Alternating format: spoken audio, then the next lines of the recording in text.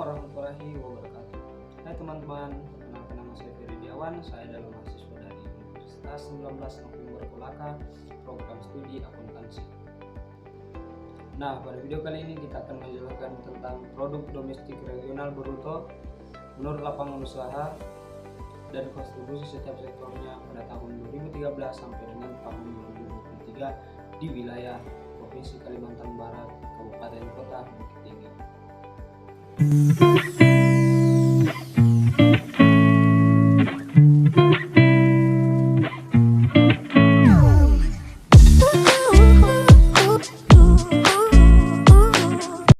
Baik, sebelum kita melangkah ke inti pembahasan, terlebih dahulu kita akan membahas tentang apa sih itu PDRB. Produk domestik regional bruto merupakan salah satu indikator penting untuk mengetahui kondisi ekonomi di suatu daerah dalam suatu periode tertentu, baik atas dasar harga berlaku maupun atas dasar harga konstan. PDRB pada dasarnya merupakan jumlah nilai tambah yang dihasilkan oleh seluruh unit usaha dalam suatu daerah tertentu, atau merupakan jumlah nilai barang dan jasa akhir yang dihasilkan oleh seluruh unit ekonomi pada suatu daerah. Apa sih yang dimaksud dengan PDRB atas dasar harga konstan dan PDRB atas dasar harga berlaku? Nah, PDRB atas dasar harga berlaku menggambarkan nilai tambah barang dan jasa yang dihitung menggunakan harga pada tahun berjalan.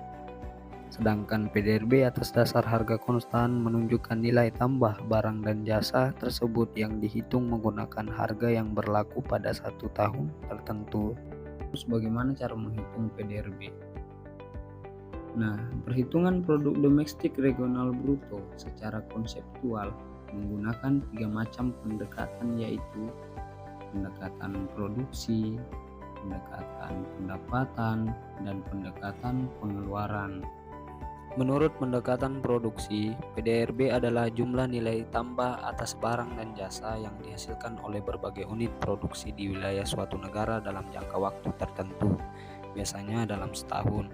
Unit-unit produksi tersebut dalam penyajian ini dikelompokkan menjadi 9 lapangan usaha sektor, yaitu pertanian, peternakan, kehutanan dan perikanan, pertambangan dan penggalian, industri pengolahan, listrik, gas, dan air bersih, dan konstruksi, dan lain-lain. Menurut pendekatan pendapatan, PDRB merupakan jumlah balas jasa yang diterima oleh faktor-faktor produksi yang ikut serta dalam proses produksi di suatu negara dalam jangka waktu tertentu, biasanya 1 tahun.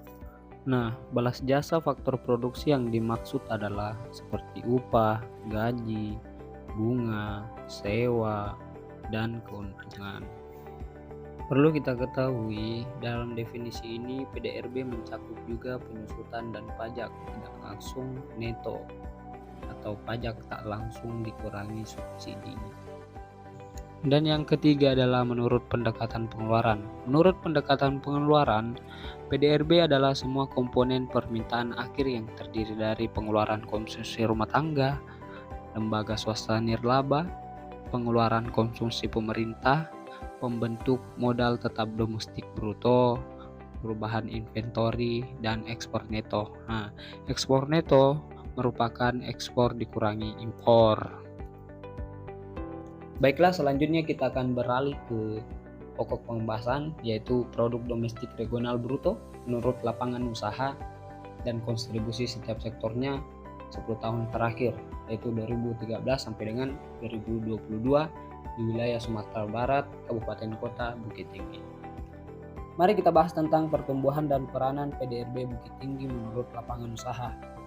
Produk domestik regional bruto menurut lapangan usaha dirinci menjadi 13 kategori. Sebagian besar kategori dirinci lagi menjadi subkategori, disesuaikan dengan klasifikasi baku lapangan usaha Indonesia atau biasa disingkat sebagai KBLI 2009.